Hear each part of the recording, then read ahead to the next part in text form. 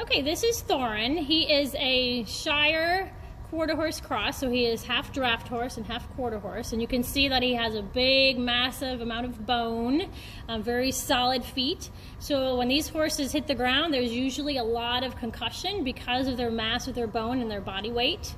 We look at the three proportions of this horse. He has a pretty good length to his back, his middle section, and a good length to his hip, which means he should be able to track up pretty nicely.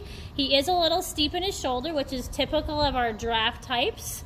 So with that steepness in his shoulder, we're probably going to see more up and down movement instead of lengthening and stretching through his shoulders, which also then sometimes provides some more concussion. Okay?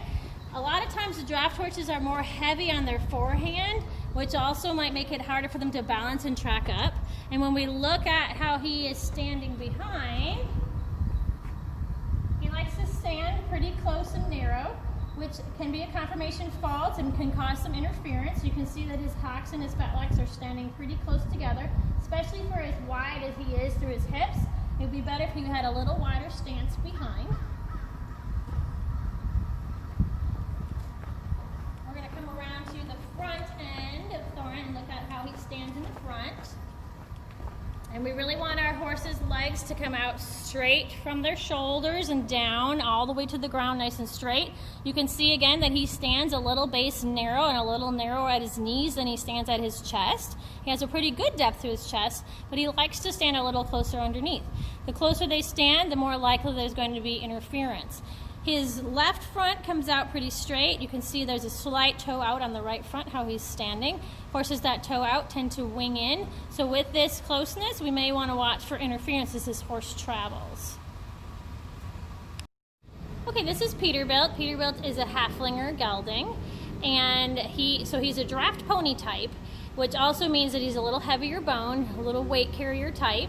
Okay, he is shorter coupled and shorter statured than the last horse, the Percheron horse that we looked at.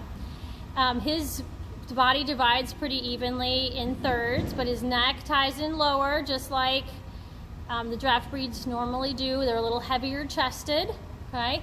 And so his length of back is pretty average, and he has a decent length of hip as well. He's a little more upright in his pasterns, so his step is going to be a little sharper into the ground than a horse that has a longer pastern and is able to flex through. So we're going to walk and look at him from behind.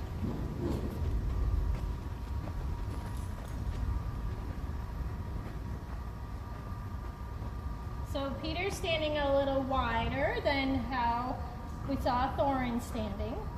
So a little more space between his hocks. And he also travels with a little wider arc with his hind legs, keeping his base of support a little wider underneath him. But that is why we see a little bit different type of movement with him as well. Okay, so the slope of his shoulder is a little steeper than the average, which again is typical for the draft type ponies that are made for pulling, harness and cart type things. His legs stand back underneath him a little bit, so his reach through his stride is going to be a little limited because of that upright shoulder, and then where his legs are offset back behind his shoulder a little bit farther.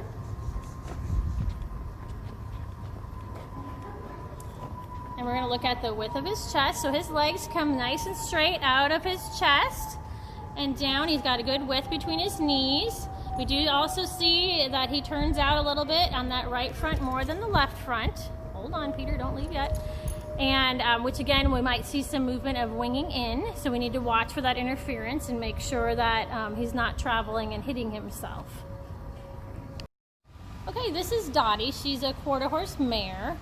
And you can see right away looking at her top line that she is built a little more horizontal and even a little downhill compared to the other two draft type horses that we saw. Her neck ties in a little bit lower, so she may be a little heavier on her forehand because of how she's balanced. If you look at her front legs, she comes up pretty straight, but she's a little bit over at her knees, which could cause some issues in the lower extremities of her leg. And you also look at the back end, she stands just a little bit underneath herself, a little more than the other two horses. And again, when we look at her from behind, her fat legs are a little closer together, so she has a little base narrow, but she has decent width between her hocks. So she's going to have to travel in an outward arc to be able to clear her stifles when she's traveling forward. If we look at her body here in thirds, she does have a little longer back than the other two horses, so there might be a little more swing to her stride, a little more smush there to the loin, which actually provides for a little softer movement. And then when we look at her from the front and her front legs, she does come out pretty straight through her knees and all the way down to her hooves. Again, standing a little more narrow than her chest, but actually pretty good here compared to the other two horses.